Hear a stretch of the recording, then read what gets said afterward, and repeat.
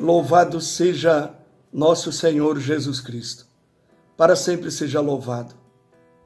Caros filhos e filhas, quero conversar um pouquinho com vocês sobre um termo que é muito caro a nós, os cristãos católicos, que é o tema da humildade. E em contraposição a esse tema, algo muito em voga no momento, que é o bordão "você sabe com quem está falando". Eu creio que a dimensão desse bordão horrendo em nosso país, ele tem uma dimensão ainda maior do que aquilo que a gente conhece, porque há coisas que não chegam ao nosso conhecimento. A quantidade de vezes que esse bordão é utilizado no dia a dia, nós não conseguimos dimensionar, mensurar, mas talvez desde que aqui chegaram os portugueses e houve o descobrimento, a colonização do país, isso tem sido utilizado de norte a sul do nosso Brasil. E por esses dias ganhou, assim, um noticiário, uma abordagem de um guarda municipal na cidade de Santos e que abordou um desembargador que não estava usando máscara. É um episódio conhecido por todos, passou na televisão, ganhou jornais e as mídias sociais também transmitiram ou divulgaram esse episódio. O desembargador não usava máscara e, segundo as leis e orientações sanitárias que nós temos no momento, é muito importante que se utilize a máscara. Ao ser abordado por um guarda municipal, ele mandou a velha máxima para um certo tipo de pessoas: você sabe com quem está falando, e inclusive chamou de analfabeto aquele que cumpria a sua função de aplicar inclusive uma sanção pela não utilização da máscara. E houve um caso, dia desse também no Rio de Janeiro, em que a esposa de um engenheiro se portou da mesma maneira. Eu creio que isso sempre existiu na história do país. É uma coisa um pouco arraigada na nossa cultura, infelizmente. É uma coisa medonha, execrável, mas está arraigada na nossa cultura. E se não foram essas as palavras, foram mais ou menos parecidas as utilizadas por essa senhora, a esposa de um engenheiro, no Rio de Janeiro. O que acontece agora é que haverá sempre uma câmera ligada e então nós iremos conhecer o rosto desses que costumam tratar as pessoas dessa forma. É o chamado carteiraço. Que Deus nos livre, como católicos, de dar carteiraços. Que vivamos a humildade e saibamos entender as funções que as pessoas têm. E no caso aí, quando chama o guarda municipal de analfabeto, é alguém que tem doutorado, mestrado e doutorado, o desembargador no caso, ele mostra de fato quem é o analfabeto nesse episódio, nessa questão. Então, a palavra de Deus nos chama à humildade. Em Mateus, no capítulo 5, o versículo 5 diz: os humildes são bem-aventurados. Bem-aventurados os humildes, porque possuirão a terra. Há outras citações na Sagrada Escritura que nos fala da humildade. Eu quero propor para a reflexão futura dos queridos filhos e filhas que estão nos ouvindo nesse momento. Primeiro pode ser na carta de São Paulo aos Romanos, capítulo 12, o versículo 3. Versículo 3 diz assim: em nome da graça que me foi concedida, eu digo a cada um de vocês, não tenham de si mesmos conceito maior do que convém, mas um conceito justo, de acordo com a fé, na medida que Deus concedeu a cada um. Num só corpo há muitos membros, e esses membros não têm todos a mesma função. E depois aí vai dizer, na sequência, o mesmo acontece conosco.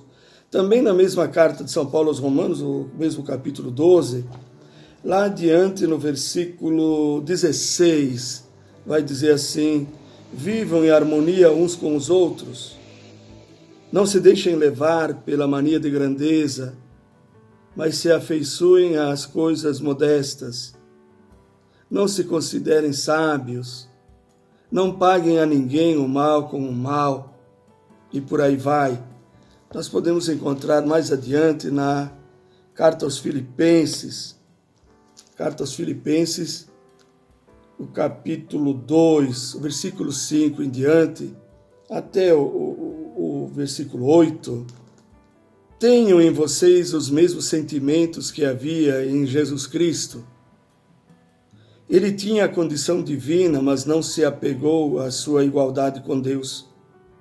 Pelo contrário, esvaziou-se a si mesmo, assumindo a condição de servo e tornando-se semelhante aos homens. Assim, apresentando-se como simples homem, humilhou-se a si mesmo, tornando-se obediente até a morte e morte de cruz. E depois a sequência nós bem o conhecemos, como ele humilhou-se a si mesmo e foi obediente até a morte e morte de cruz. Então, por isso Deus o exaltou. E lhe deu um nome que está acima de todo nome, e ao nome de Jesus todo o joelho se dobre no céu, na terra, abaixo da terra, e toda língua proclame Jesus Cristo é o Senhor, para a glória de Deus Pai. Amém. Queridos filhos e filhas, pratiquemos a humildade cristã. Entre nós, os católicos, não deverá ser assim. Eu não sei a religião que é professada pelo querido desembargador que teve essa atitude, eu não sei, mas sei que entre nós, os católicos, não deve ser assim. Nós devemos viver a humildade. Mesmo com o bispo, às vezes há a possibilidade de não sei, em determinados ambientes, quiçá, dar também o carteiraço. Esse tipo de atitude é abominável num católico. Pratiquemos a humildade, vivamos a humildade, ensinemos a humildade. Quem é pai, quem é mãe, ensine aos seus filhos, desde cedo, uma vida de humildade, uma atitude de humildade, um jeito de ser humilde e manso e temente a Deus. Os padres, os catequistas, os bispos, vivamos a humildade e ensinemos a vivência da humildade. Assim nós agradaremos a Deus. Deus no céu se alegrará com as nossas atitudes de humildade. E rezemos por esses que estão esparramados de norte a sul do Brasil, de leste a oeste, e que têm atitudes não condizentes com o reino de Deus, atitudes que humilham pessoas, humilham subalternos. Eu conheço tantas pessoas que têm posições de destaque na sociedade. Por exemplo, na vida paroquial, onde eu era pároco, delegado de polícia que ajudava a descascar cebola para quermesse, para fazer a janta da paróquia, lá no dia da promoção do frango com polenta, por exemplo, ajudava a limpar as mesas, a lavar a louça. Uma baronesa em São Paulo que se mistura com os humildes. Não sei ir muito longe, há alguns anos atrás existiu uma princesa chamada Diana, que também tirava a roupa que condizia com o palácio para se misturar aos pequenos mundo afora, deixou um grande legado. E assim eu conheço São Paulo, conheço a baronesa que eu conheço. Ela é um pouquinho uma Lady Di, a moda brasileira, pessoa do palácio que se coloca no meio dos pequenos, humildemente. Nunca na vida ela se colocará como alguém acima das pessoas com as quais convive. Isso é bonito. Eu creio que a Santa Missa ela nos iguala. Quando nós estamos em atitude de oração dentro da missa, somos iguais. Todos cantam os mesmos cantos e rezamos as mesmas orações. E no mesmo banco da igreja senta o imperador e o mais humilde também dos irmãos e irmãs dos trabalhos diferentes, dos que não estudaram, que não fizeram doutorado, estão aí juntos. Então, a Santa Missa nos iguala. Por isso que a Santa Missa tem um valor imenso. E, além do memorial da paixão e morte do Senhor, é também um lugar de encontro dos irmãos para que cada um, na situação de vida que tem, independente do cargo que ocupa na sociedade, se coloque humildemente ao lado do irmão, diante de Deus, para a celebração da sua fé. O Senhor esteja convosco, Ele está no meio de nós.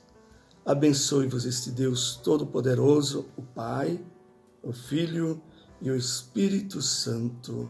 Amém. Muita paz, muita força